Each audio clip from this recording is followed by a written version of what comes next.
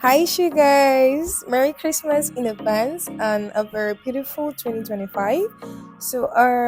Today we're gonna be creating this fault line cake together, right? Someone messaged me on behalf of a client that said he wanted something for a surprise party for his wife, and after I sent out a couple of cake pictures, very beautiful ones, he settled for these, asked me to make sure I give him something beautiful as it is very special to him and his beautiful wife.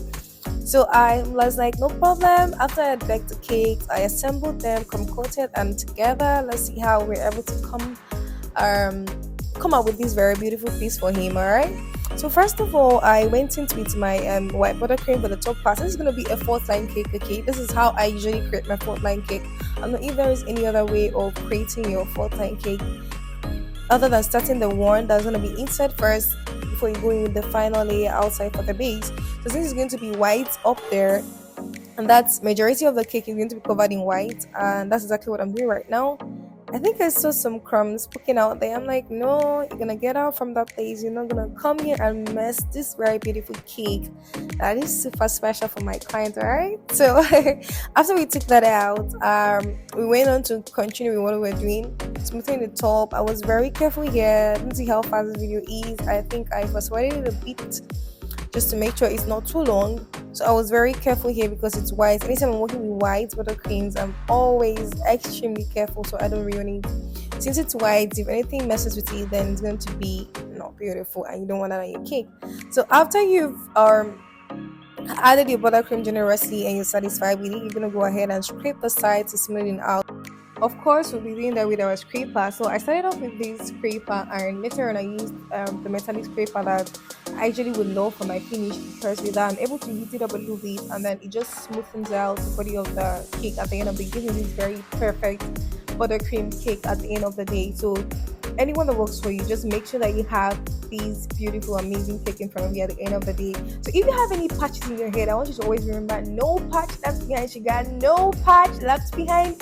No patch left behind. Anyway, I got that from Trolls, which is actually my favorite animation. He's like, no trolls left behind. So anytime I'm working on a cake, I always have this play in my head, no patch left behind. So I'm sorry if you know that's what I mean, that my video is not zoomed in, but sometimes when you're working on the buttercream cake, you notice that because the buttercream is not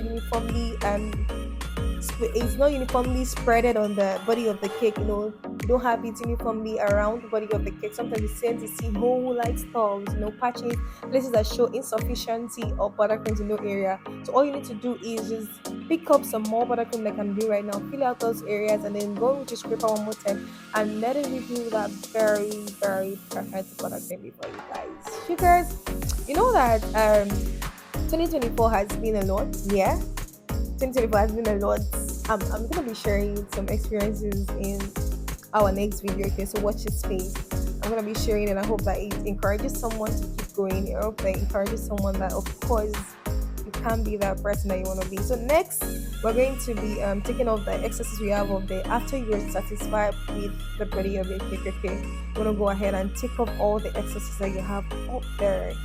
Okay, make sure that you're careful to make sure you do not smash the sharp edge. If your cake is supposed to have a sharp edge, not the rough edges around it, you have to be careful when you're taking off those excesses, because if it's supposed to be a sharp edge cake, then let it be a sharp edge cake. Sugar, just to give it that special beautiful look. I went in with a circular motion on top of that. And then next is our fourth line cake part. It's our fourth line effect.